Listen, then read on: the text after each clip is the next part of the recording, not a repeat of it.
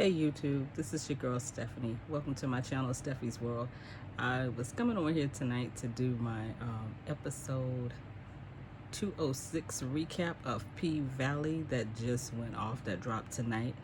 And I thought I was getting ahead of the game, but I see that some already got their thoughts and recaps up, so I thought, why not? I can't sleep anyway. So the episode was titled Savage, and I'm going to tell you right out the gate that it was just that, because my heart is ripped out, a roller coaster of emotions, and it was just another packed episode. I'm gonna go ahead and tell you right now, if you are new to the channel, this is spoilers, so if you hadn't seen it, you don't want to listen to this before you see it, unless you're one of those people who don't care. So I'm just gonna jump in right into it, because I'm probably gonna have to break these up in parts since YouTube isn't too favorable to me. I'm not big enough to have a whole lot of time on here. So tonight it starts off with hot sex scene with Diamond and Big Bone. They are over there doing the damn thing, and the problem is Diamond is seeing Keyshawn's face. And Big Bone takes a walk through Diamond's spot, and she peeps Montavious ring, and she asks about it, and she asks a couple of other questions. So it's been said in some circles that she needs to be watched, and like I said, I don't know what was the question that she asked about Montavious ring, and she asked about him wanting to save hoes that wasn't ready to be saved. So yeah, she's one. And Big Teak and Lil Murder are hanging out with, I'm just gonna call it the Red family. They're people, and they were pretty much finally welcoming Teak home and showing him love. And Lil Murder got Teak a car, a red and green camo paint job, and I believe it was a Charger. And Teak was blown away. He was overwhelmed. He was emotional, and you could tell nobody probably had done anything like that for him. He was really emotional. Big L cut off the water while Haley was in there taking a shower, and he told Uncle Clifford, because Uncle Clifford was there with, he said wait for it. So she runs out, Big L, I know I paid the bill, but he was like, you ain't paid me. So she was like, turn that water back on. She had somewhere to be, and Uncle Clifford was like, yeah, with this dress. So she snatches the dress. So Uncle Clifford and Big L is watching her on the security cameras, and she's flicking off the cameras because she know that they're watching her. And Uncle Clifford was pretty much like, and I wonder what Autumn Nightmare is up to. He's wondering what her next move is. And Whispering Roulette, I've said it before and I'm saying it again, those two are going to be trouble. Uncle Clifford said something about doing something online, and Big L said that might be the way to go, since these two are putting up their own flyers and basically said they're the reason to come to Club Pink. Trouble. But Uncle Clifford was like, maybe we can sue him for copyright infringement. Big Teak and Lil Murder is at the barbershop, and Keyshawn calls Lil Murder and tells him that something happened in the A. And he kind of puts it together and was like, well, then I'm happy that Rome is dead. And she's talking to him, and all of a sudden Derek comes in. Who are you talking to on the phone?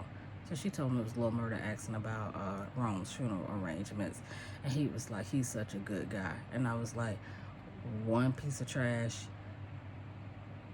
big up another piece of trash. Rome wasn't a good guy, and Derek damn sure ain't a good guy. But, you know, he's such a good guy. He got her all those deals, and you know, he's just so happy that she's home and she's there with bruises in her face. He asked her to go somewhere, and she pretty much was like, yeah, what did you put there? And Teak told Lil Murder that you should enjoy every day like it's your last, and he just dropped it like he was dropping a jewel. And Lil Murder kind of looked at him, and Mercedes took Shell some groceries, and she also tried to talk to her again about her drinking, and she was like, I don't have no drinking problem, I just need a job. And she takes her back to that conversation, like, you told Terica that she was a mistake, and she was pretty much like, maybe I just need to take her off your hands for a little while. She was like, I see what you're trying to do, and there's a difference between a mother and a parent.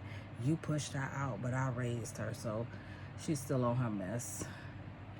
And Mercedes was even nice enough to bring some groceries. While she was over there, Coach gives Mercedes a call and was like, I need you to come back and finish the Mercedes experience. Farrah is still talking about it, and you know, just come oblige my wife one more time. So Mercedes was like, okay. So she's headed over there with them. Teak was getting hit on at a wing spot, and Lil Murda pretty much told the waitress, like, you can bring us 2 orders and you can get one for yourself. And she was just like so rude. She was just talking about how pretty Teak eyes are, and he is a good looking guy. He is to see him smile, it just does something for me. He is really, really good looking, and you could tell like Teak is hurting. He is in pain, and Lil Murda tells him that it's a date, and Teak asks him about Clifford, and Lil Murda tells him a little something about him, and he tells Teak that he's effed up, and he tries to touch his hand, and Teak snatched his hand away and was like, he's moved on as he should. And he was like, from the looks of things, the rest of the world has moved on. So the readjustment thing, coming out of prison or jail for a long time, it's a lot, because he did 10 years, and you could tell like you're in another decade, you know. And Keyshawn has a black eye. You see it when she tries to get away from Derek. She has a bag pack, which anybody who's been in an abusive relationship, I've been there, you learn to keep one pack, because you might have to move just like that. She has the kids, she makes it to the car, she gets the gun, and the car won't stop. The car won't start because Derek took the battery out. And you ask yourself, why didn't she leave? I know, being in that type of situation, she let the car stop her. This girl got a ton of cash. She could have left. She still ain't ready. It was just like Uncle Clifford said last week, that person has to be ready. So she goes back in the house, which is her prison, and she sits there till Derek gets home. Lil Murda hears the song on the radio for the first time, and he's hyped. Teak is hyped, and it's just a real beautiful moment. He gets on top of the car, and they're bumping it, and Teak tells everybody to turn their radio stations to that particular station, and it was a beautiful moment.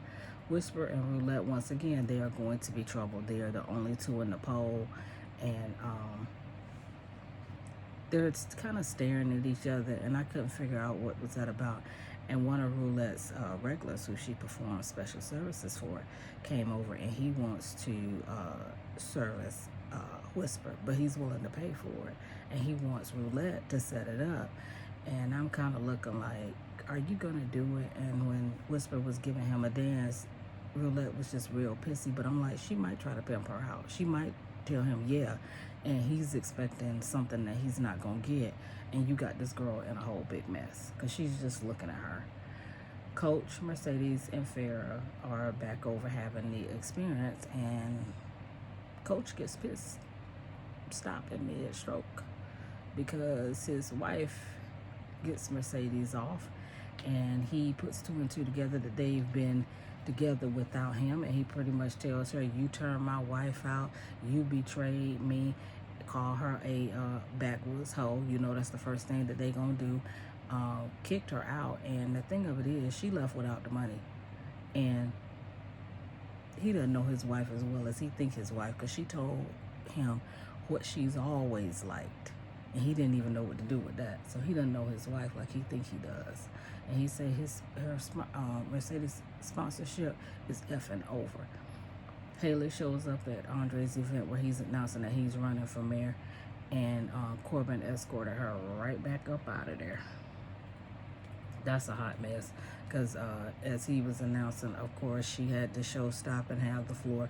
She asked a question about how is he gonna bring prosperity to everybody.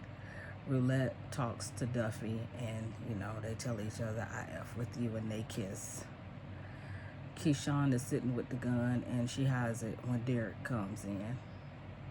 Woody told Lil Murda that Big T can't come back on the road with him. He was like, you know, he's too much, and he's like a weight around your neck. And he was like, no, he hot-headed. And Murda told him, well, it's funny that you know that Rome OD.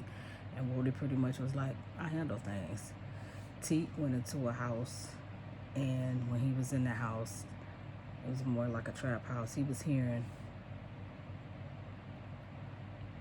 well, they was doing drugs in the house, so people was in there, and he starts hearing voices, and he goes all the way to the back, and he sees a little boy in the closet. When he gets outside, he tells Lil Murda that used to be his house, and Lil Murda was like, used to be. He was like, we leaving, and we not ever coming back.